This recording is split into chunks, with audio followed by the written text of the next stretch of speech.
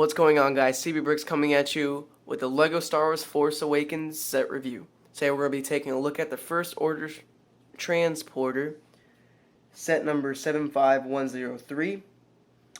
It has 792 pieces, retails for $90 US, and is recommended for ages 9 through 14.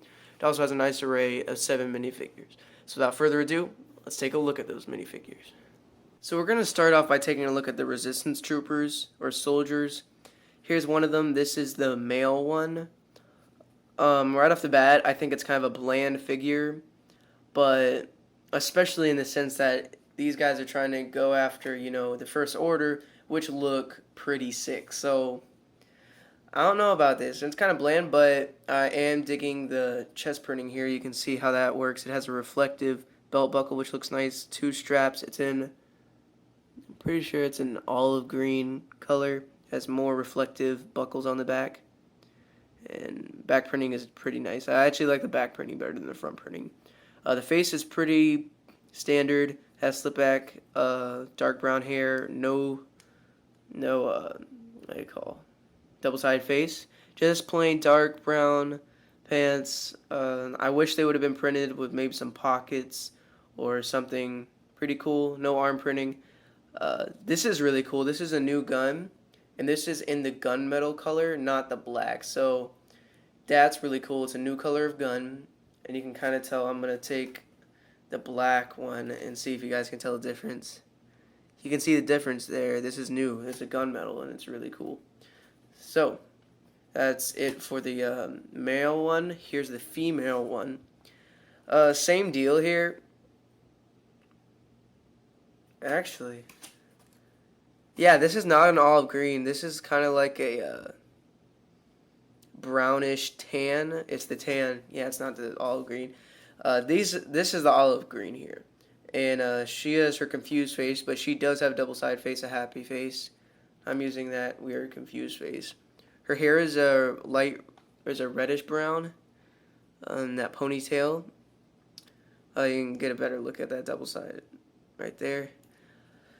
Front printing's alright, but yet again, same issues. You can see it has the curves as they use with pretty much all female figures. It has a little bit reflective on the belt buckle as well. None on the back, but it does have that nice ammo strap. And kind of see how the shirt goes. This does have olive green pants. That's how that works. The gun is again gunmetal, so we got 2 gunmetals. And this is just a normal tan, a light tan. Yep, that's pretty much it for her. Now we're going to take a look at the cooler side. Here we have the First Order Stormtrooper. I'm going to give him his gun right here. And to be honest, when I first saw these guys, I wasn't too sure how I felt about them. But after getting them in hand and taking a look at them, they're just so cool. And I'm not talking about the figure itself. I'm talking about just the general look of them in the movie and in the trailer. And this is just, I like it. I don't like it as much as the original Stormtrooper, but I like it because it's different. And some people don't like different. I do like different. But I think the Lego figure pulled it off perfectly. You can see in the mask, or no, in the helmet, it's just perfect. You can see all the little details and lines, and it's just so perfect. And then you have like, the lines are perfect, the shaping's perfect, and it just looks great. And the chest printing is great. The printing on the legs is great. You have belt printing there. It just looks great. No arm printing. The back printing is a little bit blander, but it still looks alright. The gun is just a black this time, so that's pretty cool, I guess. Just the detail is put into these, but I do not like how they're using a clone head again for these stormtroopers. Obviously, there are no more clones at this point, probably, unless they have something to say, but I don't know why they're using the clone heads. But yeah, I don't really care much since I'm gonna, pose them with the helmet on. But it does subtract definitely from the character of these guys. So that's it for them. But a good thing to note, would be that you get 2 of them, and that's great. You get 2 of them in this set. Another great figure that comes now is the Flame Trooper. I'm pretty sure they're called. Yes, First Order Flame Trooper. These guys, I have mixed feelings about them. At first, I thought I'd love them, but after getting them, I realized they look kind of weird. Now, the tank, I don't know. I think it looks pretty respectable, especially in the sense that they're like flame troopers. This looks all right. I'm gonna go ahead and take off his gun, set it off to the side, and you can get a better. Oh, sorry. You can get a better look at the whole front. The helmet, it looks sort of like this First Order Snowtrooper. I'm not a big fan of it, but then again, it's not that bad. I think the problem that I have with it looks kind of weird right here. Like those little pokey things, I don't know. Something about it. It looks sort of like a caterpillar, if you know what I mean. And the printing is a little bit lacking, but the curvature on the helmet is great. It's insane. I mean, look at that. The angling is just perfect. But yet again, use a Stormtrooper head. But I'm going to take this off, this backpack on, and show you how it attaches just by that. And you can kind of see, put that back on. And you see, right off the bat, this printing is incredible. This is some of my favorite prints I've gotten on definitely a soldier figure, sort of, so to speak. But look, it has asymmetric leg printing, which looks great, belt printing. The printing up here is great. The lines are perfect. Back here, it's pretty respectable. The printing is just great on this, and I just love this figure just for that. I mean, the look I can get over, but come on, this is just amazing. So, yep, and I think that's it for that. But a good thing to note is that you get 2 of these too, yay! So, this is a good army builder set, even though it's pretty expensive. But definitely the biggest buying point for this set, figure-wise, would be Captain Phasma over here. She is amazing, and as a figure, it's basically the same thing print-wise and shaping-wise as the First Order Stormtrooper. So not much new there, but it's in silver, and it is great. So, taking a look, she has like this cape thing with a dark red outline, which looks nice. It kind of just, sits back there. It's pretty nice. The printing is the same on the Stormtrooper, but instead, some of the colors are switched out, and you can see, you might be able to see, you can kind of see how there are chrome reflective outlines on a lot of things, and it just looks so great on the silver backing, especially in the helmet. Oh my goodness, that just looks perfect. It's easier seen in real life, but you can kind of see the reflective on or outlining the black, and it just looks so good. You have to kind of get the figure in person to see that. The shaping is the same. It's just great to get it in this color, and I'm just going to give you a nice look at the back printing there. Same deal going on. There's some reflective details, and it just looks great. Another cool thing about this figure is that it has a silver gun.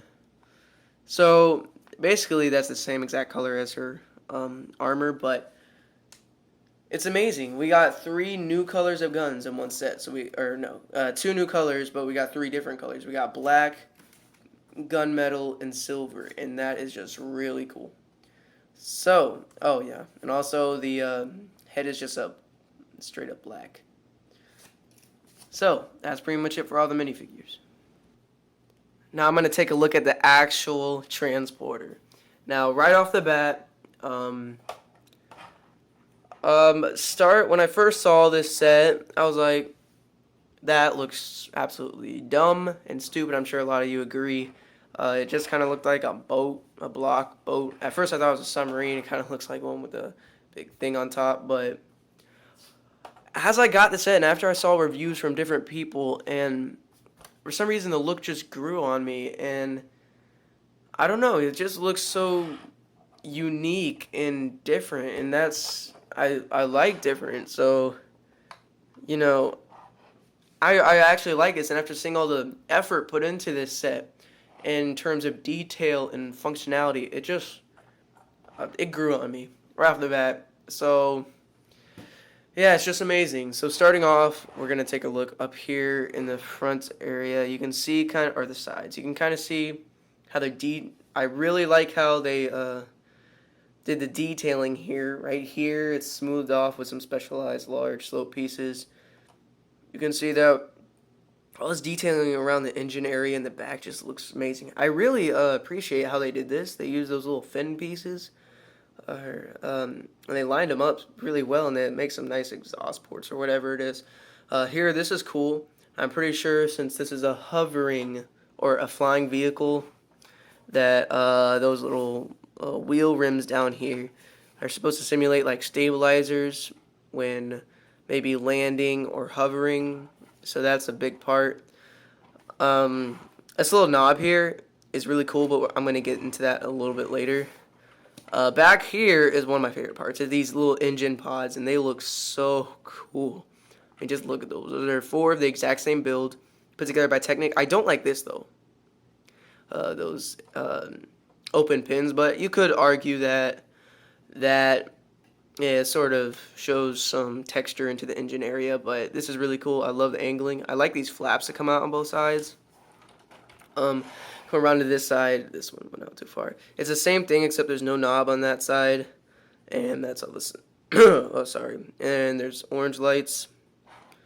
Oh, wow, that already dropped, so might as well get onto that feature before we get onto the other one. You can see already that we had a little knob thing down there, and when you pull that, the coolest thing ever happens. So if I pull it out, you can kind of see that drops. And this is the coolest feature I've seen on a Star Wars thing for a long time. So you pull it out, and that just drops. And when you push it back in, it opens up. You don't even have to touch it. So if you do that, you get a nice area on the inside. And we're going to take a closer look at that in a second. Since we're already in the front, let's push that up. Since we're already in the front, you can take a look. There's not much detailing under there, but it's alright. You can see we have some lights back there, and a light right there. It's kind of asymmetric. And if I push this down one more time, I don't know if you're going to, or pull it out one more time, I don't know if you're going to be able to see it. Yeah, you can see you got a row of lights up here. It's pretty cool. And once I get into there, you're going to be able to see a really cool, you can actually recreate that scene from the first trailer, and it looks really nice. But right now we're going to take a look at this knob right here. It's pretty cool. What you can do is turn this. Actually, first I'm going to open up this hatch, and I'm going to turn this and kind of see what's going on already. There's a seat there. You can see a print there. Right there, it's pretty cool. If we turn this and we take our first order stormtrooper, put his arms up, and this is another really cool feature. So just gonna put him in that red seating area there. We're gonna close this up by just twisting this down, which is, you can kind of see where this is going already. This is a hatch. So if you twist this good enough, or if you do it the right way, this will pop all the way open, and he will come up to this. Now, this is a really cool feature because for a kid, when I was a kid, this is all I wanted to do, ever. That's just amazing. But the problem is that it doesn't really line up well. You kind of have to stand them up to line them up. So, but either way, that's just really cool. Sometimes it doesn't go all the way. Of course, as soon as I want to get it right, it doesn't go right. But you can see how that works, and that looks really nice. Closer look at the... Sorry, kind of see how that do. It's just some parallel moving beams. It works out well. This actually up here rotates all the way around until you hit that cockpit section. So, and there's just a couple of stud shooters. You guys know how that works already. You just shoot them off and lose them. Luckily, they come with loads of extra ones, so I'll just replenish that. Right up here, we also have these push fire missiles, I guess you call them, but Has that one specialized piece, and then these, and that you just push down on. I don't like how their tails are exposed, but it's fine, I guess. Looking back up here, you can see all the, it looks alright up here. Pretty respectable. Coming right here, you can kind of see how it's detailed back here, but right here, this is the hatch. First, taking a look up here, we have a sticker, which kind of simulates a window or windshield or windscreen. So if you open this up on those hinges and pull this out, which is the little section where you're going to put your figure, and it has a sticker there. Oh, and I meant to say, I think I said print already on accident. This is a sticker, not a print, and I apologize for saying sticker or print. So here, and you can just take whoever, put them right there, and slide them in on those little racks, and then close it up nicely. So that works out for the better, and it's pretty cool. Up here in the front, you can probably already see a glimpse of that. This whole section can be removed. It's only attached by 2 studs, and it just detaches. So we can take a better look on the inside. So we're gonna go ahead and drop this out, and you can see the lights better. But right here on the thing, you can see how they have these simulated hydraulic pistons or whatever that look really cool, to be honest. And I appreciate the attention to detail there to make it look as realistic as possible. Those are adjustable, but I like keeping it at that. So yeah, just drop that down and keep looking. On the inside here, we have a lot of room for figures and some nice detailing as well. We have some red lights up there. We have room to put weapons on those little clips. And back here you have a sticker, which is interesting and interesting. I can't talk today. Interesting enough, you have a simulated door back there, but there's no door. It's just stacked up bricks, which bugged me, but I didn't really care much because all this, I mean, what did bug me, I appreciate the sticker there and the attention to detail and adding as much detail as possible, but even my brother said, you know, it's funny how there's so much open space back there, right underneath this area, right beside this, and you can probably see that, all that empty space that could have been utilized, but I guess not. And that's actually not easy, because this set was definitely built to be stable, and this is one of the most stable sets I've built up and played with it. Yes, I played with it. 14-year-old playing with Lego sets, whatever. And it's really stable. In fact, I dropped it a couple times on accident, and I'll get into how that happened later, but come on. I don't know. I don't care much because, you know, they are utilizing some of the space back there, but whatever. There. One thing I don't like about this attachment system up here is that, as I said, I dropped it. And the reason why I dropped it is because I was picking up like this. And it's kind of like nature just to pick it up from here, but you can't do that or else that will pop up. So you kind of have to get it up from underneath. And that works out fine, but you just got to remember to use that. Speaking of underneath, take a look at the underside, which is pretty ugly, but it doesn't really matter. And you can kind of see what is here and how the mechanism works. It's just, let's see, it's just a beam and it pulls on that. But this is kind of an excess and it kind of looks stupid, but whatever. You have some clear wheels, which I like. I know some people don't like them, but I actually like them because it does add a playability. So let's say it's landing and then all of a sudden it's kind of like hovering ground, and then it just adds a playability. It's mostly for the kids, but I actually enjoy it, and I know some people don't, but I actually do appreciate that. So again, there's the function, and it's just on some hinges. And I do appreciate the stability yet again for this, because nothing on this I've found so far except for this is extremely stable. So yeah, stability. And the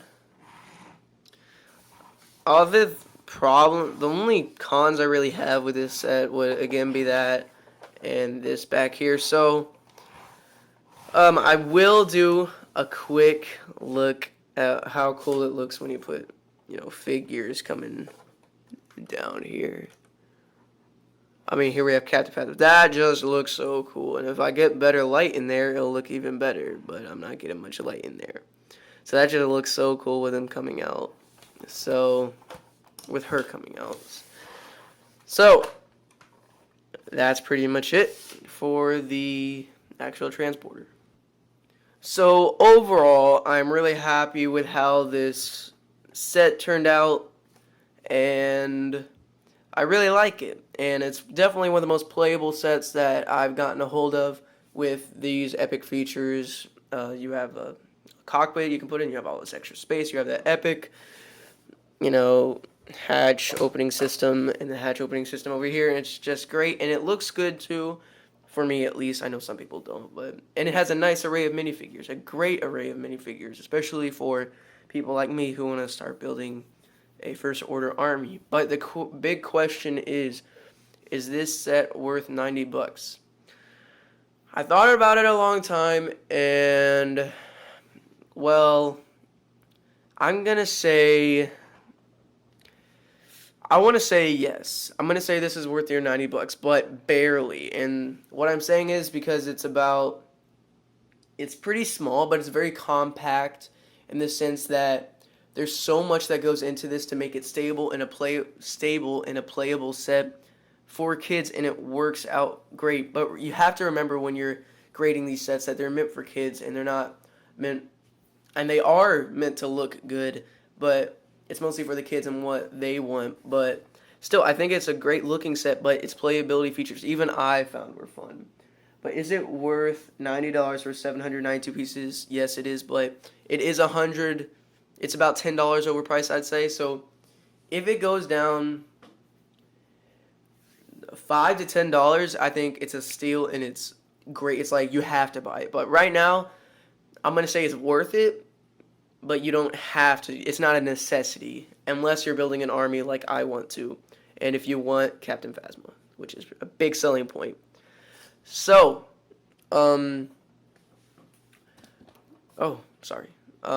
yeah, I mean, with this nice array of minifigures, I think it adds up to that $10 that is kind of overpriced. So I think that's pretty much it, guys. So thanks for watching this Force Awakens set review, and leave a like and subscribe.